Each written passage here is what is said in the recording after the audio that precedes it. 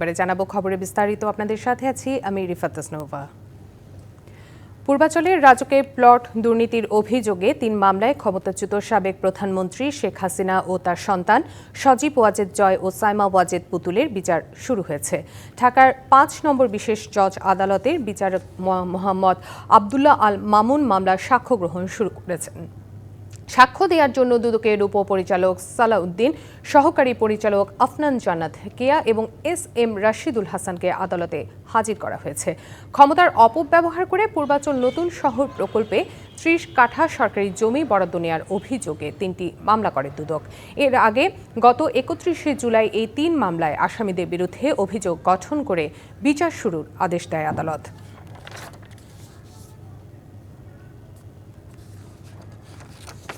এ বিষয়ে সর্বশেষ তথ্য জানাতে যুক্ত হচ্ছেন সহকর্মী লিটন মাহমুদ। লিটন, আর কি তথ্য আছে আপনার কাছে?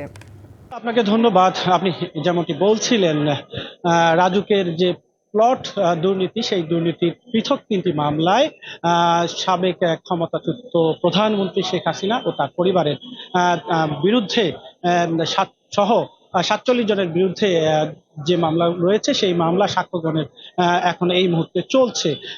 আপনি জানেন যে পৃথক 3টি মামলা হয়েছিল। এর মধ্যে যে মামলাটি এখন সাক্ষ্য গ্রহণ চলছে, সেই মামলায় গত চলতি বছরের 14ই জানুয়ারি শেখ হাসিনা সহ 8 জনের বিরুদ্ধে এই মামলাটি করা হয়েছিল। এই মামলাটি করেছিলেন দুদক উপপরিচালক মোহাম্মদ সালাউদ্দিন। এই মুহূর্তে তিনি আদালতে সাক্ষ্য দিচ্ছেন এবং তিনি তার সাক্ষ্যতে আমরা আদালতের ভিতরেই ছিলাম, যেটি বলছেন আদালতকে যে যেহেতু তিনি একজন প্রধানমন্ত্রী ছিলেন এবং প্রধানমন্ত্রী থাকাকালীন অবস্থায় ক্ষমতার অপব্যবহার করে মূলত এই যে এই প্লট কিন্তু তিনি নিয়েছেন, এমনটি অভিযোগ করছেন তিনি যেটি বলছেন যে আইন অনুযায়ী কোনো ব্যক্তি যদি পৈতৃক সূত্রে তার পিতার ওয়ারিশ সূত্রে, স্বামীর সূত্রে অথবা তার নিজের নামে ক্রয় করে কোনো জমি থাকে, তাহলে সেক্ষেত্রে রাজুকের যে প্লট, সেই প্লট কিন্তু যে আবেদন সেটি কিন্তু করার যে যোগ্যতা সেটি কিন্তু তিনি হারিয়ে ফেলেন। অথচ তার নামে সাবেক প্রধানমন্ত্রী, তার পিতার এবং তার স্বামীর থেকে প্রাপ্ত প্লট থাকা সত্ত্বেও প্রধানমন্ত্রী হয়ে ক্ষমতার অপব্যবহার করে তিনি রাজুক থেকে এই প্লট নিয়েছেন বলে তিনি আদালতে সাক্ষ্য দিচ্ছেন। তার সাক্ষ্য এখনো চলছে। তার সাক্ষ্য গ্রহণের শুনানি শেষ হলে আপনার মাধ্যমে নিশ্চয়ই দর্শকদেরকে আমরা আরো তথ্য জানাতে পারবো। তাসনুমা। জি লিটন, ধন্যবাদ জানাচ্ছি আপনাকে। জুলাই গণঅভ্যুত্থানে 5ই আগস্ট রাজধানীর চাংখারপুলে শাহরিয়ার খান আনাস সহ 6 জনকে হত্যার অভিযোগে ডিএমপির সাবেক কমিশনার হাবিবুর রহমান হাবিব সহ বরখাস্ত 8 পুলিশ কর্মকর্তার বিরুদ্ধে সূচনা বক্তব্য এবং সাক্ষ্য গ্রহণ শুরু হয়েছে। বিচারপতি গোলাম মুর্তজা মজুমদারের নেতৃত্বাধীন 3 সদস্যের ট্রাইব্যুনাল 1-এ এই সাক্ষ্য গ্রহণ শুরু হয়। সকালে কনস্টেবল সুজন মিয়া সহ 4 জনকে আন্তর্জাতিক অপরাধ ট্রাইব্যুনালে হাজির করা হয়। এই মামলায় 8 আসামির মধ্যে শাহবাগ থানার সাবেক ওসি আরশাদ হোসেন, কনস্টেবল সুজন মিয়া, ইমাজ হোসেন ইমন এবং নাসিরুল ইসলাম গ্রেপ্তার আছেন। আর পলাতক আছেন ডিএমপির সাবেক কমিশনার হাবিবুর রহমান, যুগ্ম কমিশনার সুদীপ কুমার চক্রবর্তী, রমনা অঞ্চলের সাবেক অতিরিক্ত উপকমিশনার শাহ আলম আখতারুল ইসলাম এবং রমনা অঞ্চলের সাবেক সহকারী কমিশনার মোহাম্মদ ইমরুল। সবকিছু ঠিক থাকার পরও 2024 সালে মালয়েশিয়া যেতে পারেননি 17,000 বাংলাদেশি কর্মী। কখনো দ্বারস্থ হয়েছেন এজেন্সির, আবার কখনো অসহায়ের মতো ঘুরেছেন প্রবাসী কল্যাণ মন্ত্রণালয়ের করিডোরে। তবুও মেলেনি কোনো সমাধান। প্রধান উপদেষ্টার সফরের মধ্য দিয়ে সমাধান আসবে এমন প্রত্যাশা তাদের। বাংলাদেশ মালয়েশিয়া বৈঠকে শ্রমবাজার সম্প্রসারণের পাশাপাশি কর্মী নেয়ার ক্ষেত্রে স্বচ্ছ প্রতিক্রিয়ার বিষয়টি গুরুত্ব পাবে বলেও মনে করা হচ্ছে।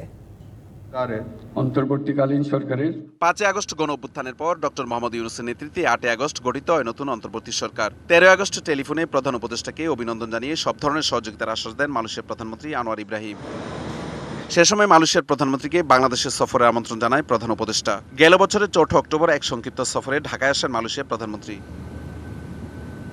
আর আনোয়ার ইব্রাহিমের আমন্ত্রণে 3 দিনের সফরে মালয়েশিয়া যাচ্ছেন প্রধান উপদেষ্টা। রোহিঙ্গা প্রত্যাবাসন ও জনশক্তি রপ্তানির পাশাপাশি দুদেশের স্বার্থ সংশ্লিষ্ট বিষয়ে স্থান পেতে পারে আলোচনায়। 2 নেতার বৈঠকের মধ্য দিয়ে শ্রমবাজার সম্প্রসারণ ও যেসব শ্রমিকরা মালয়েশিয়া যেতে পারেনি তাদের বিষয়ে সমাধান আসবে এমন আশা ভুক্তভোগীদের। মালয়েশিয়া নতুন করে পুলিং খুলছে, কিন্তু সেই 5 লাখ 6 লাখ টাকা লাগে যাইতে। ইন্ডিয়া, পাকিস্তান ওরা কম টাকা দিতে পারে, আমাদের দেশে যাইতে পারি না কেন? মালয়েশিয়া শুধু নয়, সব দেশের শ্রমিক এইভাবে অবহেলিত হয়। বর্তমান সরকারের কাছে আকুল আবেদন জানাবো যাতে আমরা সহ যারা আছে বাংলাদেশের প্রবাসী ভাইরা ওদের সবাইকে ভালো একটা ফ্যাসিলিটি দেয়। অভিবাসন খাত সংশ্লিষ্টদের প্রত্যাশা, এই সফরের মধ্য দিয়ে দেশটিতে বাংলাদেশ থেকে কর্মী নেওয়ার ক্ষেত্রে স্বচ্ছ প্রক্রিয়া অনুসরণ করার বিষয়টি নিশ্চিত হবে। 7,000 প্লাস আরও 10,000 পেন্ডিং আছে, এটা এটা নিষ্পত্তি করে একটা রোড ম্যাপ নিয়ে আসবেন এবং আগামীতে যেন মালয়েশিয়ার দ্বার সকলের জন্য উন্মোচিত হয়। অন্য 14টি কান্ট্রি যেভাবে মালয়েশিয়াতে শ্রমিক পাঠায়, ঠিক বাংলাদেশের ক্ষেত্রেও কিন্তু একই নিয়ম যেন হয়। এখানে কম খরচে, সরকারের যৌক্তিক নির্ধারিত খরচে যেন সকল বৈধ রিক্রুটিং এজেন্সি কর্মী পাঠাইতে পারে। স্বল্প ব্যয় এবং স্বচ্ছতার সাথে এই দেশ থেকে শ্রমিক যাবে, শ্রমিক উপকৃত হবে, দেশ উপকৃত হবে। রবিবার রাজধানী ফরেন সার্ভিস একাডেমিতে প্রধান উপদেষ্টার মালয়েশিয়া সফর নিয়ে কথা বলেন প্রেস সচিব। মালয়েশিয়ার সাথে আমাদের এবার খুব অনেক গভীর আলোচনা হবে, অনেক বিষয়ে আলোচনা হবে, এইটুকু আমরা বলতে পারি। আমরা আশা করছি সামনে মালয়েশিয়া আরো বাংলাদেশের দিকে শ্রমিক নেবেন। ডক্টর আনোয়ার ইব্রাহিম এবং আমাদের প্রফেসর মোহাম্মদ ইউনূসের সাথে আমরা মনে করছি যে এই বিষয়ে এই মাইগ্রেশনটা একটা ইম্পর্টেন্ট ইস্যু থাকবে এই আলোচনায়। নানান অনিয়ম, দুর্নীতি, অর্থ পাচার অভিযোগে গেল 15 বছরে 3 দফা বন্ধ হয়ে যায় মালয়েশিয়ার শ্রমবাজার। প্রধান উপদেষ্টা এই সফরের মধ্য দিয়ে দুদেশের বিনিয়োগ বাড়ার পাশাপাশি জনশক্তি রপ্তানিতে নতুন গতি পাবে, এমনটাই প্রত্যাশা সবার। Mahmudul Hasan Nazim, DBC news, Dhaka. 14 বছর পর অনুষ্ঠিত হচ্ছে নওগাঁ জেলা বিএনপি দ্বিবার্ষিক সম্মেলন। এতে প্রধান অতিথি হিসেবে ভার্চুয়ালি যুক্ত হবেন দলের ভারপ্রাপ্ত চেয়ারম্যান তারেক রহমান। এ বিষয়ে জানাতে যোগ দিচ্ছেন সহকর্মী একে সাজু। নওগাঁয় বিএনপির এই সম্মেলনে জমায়েত, নেতাকর্মীদের উচ্ছ্বাস কেমন দেখছেন? নেতাকর্মীদের উৎসব এখন পর্যন্ত কানায় কানায় পরিপূর্ণ হয়ে গেছে। এটি দীর্ঘদিন ধরে নেতাকর্মীরা এই সম্মেলন অপেক্ষায় ছিল। আজ সকাল 10টায় উদ্বোধনের কথা ছিল, এখনও উদ্বোধন হয় নাই, তবে কিছুক্ষণের মধ্যেই উদ্বোধন হতে যাচ্ছে এই কাউন্সিল। দীর্ঘ 14 বছর পর যে কাউন্সিল অনুষ্ঠিত হচ্ছে নওগাঁ জেলায়, এটি বিএনপির কাউন্সিল। খুব বড় সড়োভাবেই ওই বিএনপির নেতাকর্মী এবং তৃণমূল নেতাকর্মীরাও দেখছি একেবারে পুরো নওগাঁ পুরো শহর যেখানে আয়োজন করা হয়েছে, পুরো শহর একেবারে এসে জমা হয়েছে। সকাল 9টা থেকে এসে জমা হয়েছে। নওগাঁ জেলায় যে কাউন্সিল নির্বাচন হচ্ছে, এখানে 3টি পদে মূলত নির্বাচন হচ্ছে, সভাপতি, সাধারণ সম্পাদক এবং জয়েন্ট সেক্রেটারি পদে। 3টি পদে নির্বাচন অনুষ্ঠিত হচ্ছে। তো সভাপতি পদে 8 জন, সাধারণ সম্পাদক পদে 4 জন এবং যুগ্ম সম্পাদক পদে 9 জন প্রার্থী প্রতিদ্বন্দ্বিতা করছেন। 11টি উপজেলায় এবং 3টি পৌরসভা, মোট 14টি বুথে নির্বাচন অনুষ্ঠিত হবে। এই 14টি বুথে নির্বাচনে অংশগ্রহণ করবেন 1414 জন ভোটার রয়েছে। 1414 জন ভোটার তাদের মূল্যবান ভোট দিয়ে এই নেতা নির্বাচন করবেন। তবে এই নেতার সাধারণ তৃণমূল যারা নেতাকর্মী আছে তারা বলছেন এই নেতা নির্বাচন হবে একেবারে যোগ্যতা দেখে। কারণ এই নির্বাচন, এই নেতাই অনেক কিছু নির্বাচন করবেন। সামনে যে জাতীয় নির্বাচন আছে সেখানে গুরুত্বপূর্ণ ভূমিকা রাখতে হবে। এছাড়াও দলকে দীর্ঘদিন দল যে